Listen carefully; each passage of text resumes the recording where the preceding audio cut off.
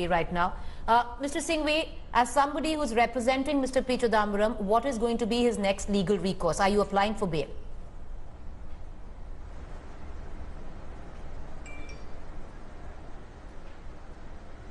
Well, obviously, I'm not at liberty to share our legal recourse and strategies on candid camera.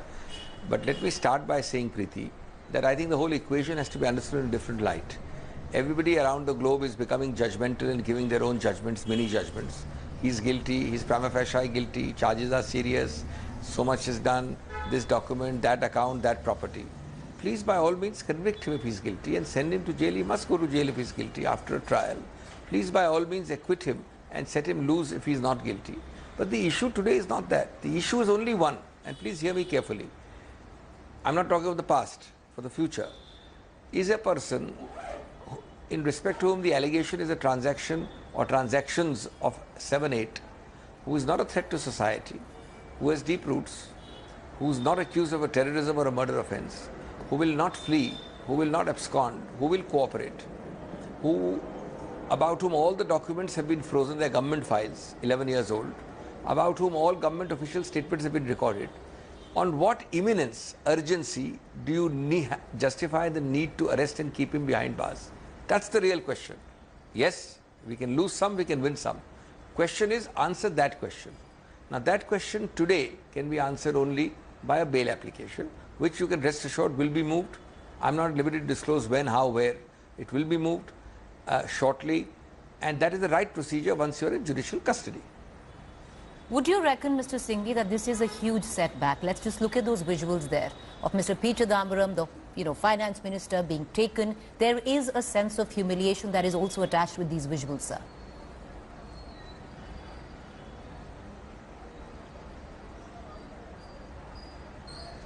Look, Preeti, I would be far less than candid if I did not say two things. One, that when a person approaches the Supreme Court, he expects to win. And having lost the Supreme Court, yes, you use the word setback is not wrong. Similarly, our own argument was that it is a humiliation. It is intended to be humiliating. It is done for humiliation.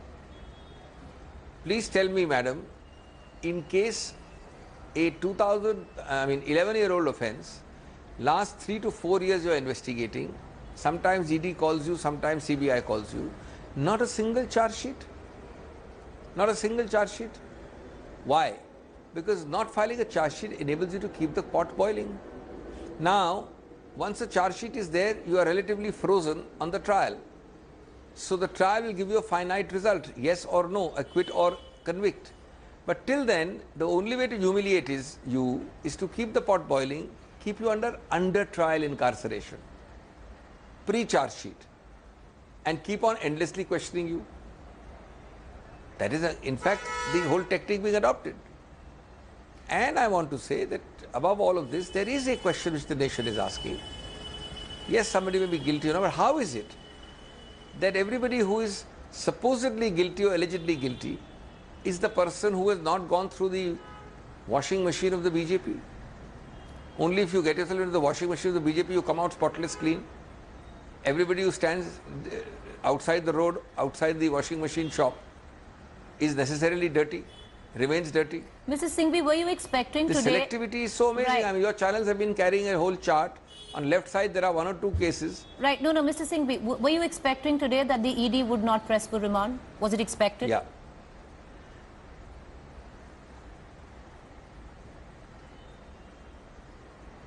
Not at all. I think this is a misconception. This is a complete misconception. Now, there are 2 remaining, let me explain to you. It's a little technical, but you asked me a question, so let me explain. As far as JC or judicial remand in the CBI case is concerned, it had to happen. Today was the last date of police remand. Yes, we said he doesn't deserve to go to JC, but in case the judge doesn't accept it, then JC has to happen, because police remand cannot be extended indefinitely. So therefore, now the only option is bail. As far as ED is concerned, think in the old days when we started criminal law, we never had this kind of cat and mouse orchestrated game by agencies. That first you keep, agency A will keep you, then on the last day when the agency A cannot keep you in detention anymore, it will wink and nod to agency B, which will come in and in a sense extend his detention qua agency B, so that the thing operates consecutively and not concurrently. Well, precisely for that reason, now unfortunately it's happening in every case.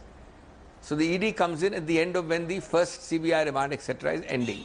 So for that purpose today, under our directions, an appropriate application for surrender was also moved. And the date for that has been put as 12th or 13th of September.